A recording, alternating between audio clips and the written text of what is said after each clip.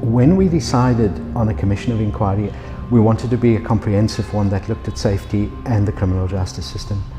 And this had been preceded by probably hundreds of marches and pickets, and we'd literally hit a brick wall.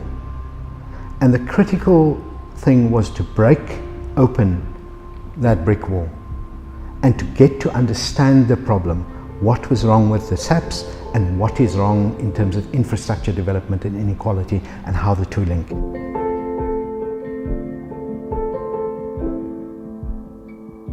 The Commission of Inquiry into Policing in Khayelitsha was established because of organizations such as the Social Justice Coalition, Equal Education, Treatment Action Campaign. And these are organizations that have offices in Khayelitsha, and they also have members in Khayelitsha. So a commission is generally set up to investigate a societal issue that might not be able to be dealt with through the courts or through the normal processes. It usually deals with deep systemic problems. It needs to be independent. It needs to practice without fear of being influenced, and its sole purpose is to work through its terms of reference and to provide recommendations that can be then taken forward. Because of the way in which the law is set up, firstly it required the Premier to actually establish the commission. It required the provincial government to get on board. Secondly, it required the participation of the National Minister of Police, and then more broadly the South African Police Service.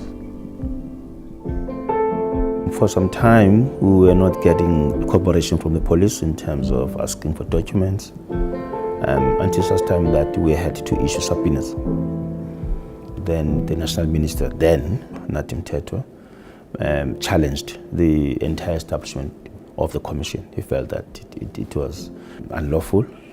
The Premier didn't have powers to establish a commission, and even if she had powers, this should be a commission without powers of subpoena. Originally, we also wanted the City of Cape Town, the local government, to be included in the terms of reference because of the law enforcement functions of local government, but they were excluded. The media portrays the commission as something that was established by the Premier of the Western Cape, and that's where we disagree, because we put pressure on the Premier to establish the commission. The community was already on board about this, but there was hesitation from the National Department to do so. So we started lobbying the Premier around end of 2011, beginning of 2012, to say, actually the Constitution does give you power of oversight over the South African Police Service. So she said she's going to take legal advice and review whether she has that power or not. And we gave evidence of why we felt it was important to establish a commission. 9 months went by. Premier Khayelitsha never said anything. We had to put pressure on her to make a decision. The Minister of Police, who has actually the responsibility of ensuring that the safety in our communities, was challenging the very same community in court, using state money to challenge the community. He's saying, actually, you are safe. There's no need for a court case. That's what I felt the minister was saying. Minister Natim Teto at that time. And Ria Piecha also came. She was also not speaking in a different tune. They tried to divide the community, and they visited Khayelitsha where they were making statements that such a commission did not need to exist, and they made it look as if all was well in Khayelitsha, while everyone knew that there were several issues which were taking place in Khayelitsha. The matter then went to the High Court, and then the matter went to the Concord, where there was a unanimous decision that the province does have powers to establish a commission of inquiry. We unanimously hold that Section 206(5) accords a province a clear power to establish a commission of inquiry into policing function. Provinces have got tools that they can use to enforce accountability on the part of the police. The politics got in the way.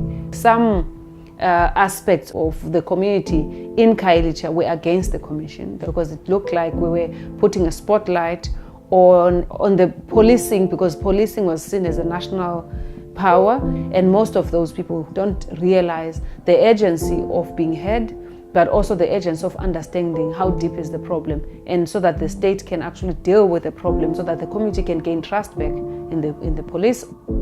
People had lost faith, so they actually didn't believe such a commission would actually have any impact on what was currently happening in Khayelitsha, because these issues had been raised for several years now.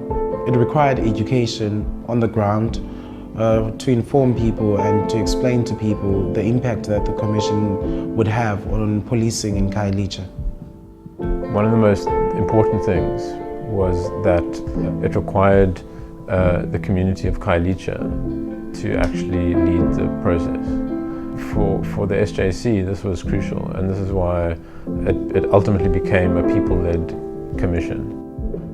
We were in court and Justice Musineke was actually handing down the judgment. That for me was a moment of power to the community. That was a victory itself, because it was the first commission where communities themselves advocated for it, rather than it be appointed by the president or the premier. In the lead up to the commission, there was a lot of frustration, but we were in the middle of this battle, and I think people were generally quite invigorated, and people were very excited to keep pushing forward. Without it being led by communities in Khayelitsha, it would have just been lawyers sitting in a room.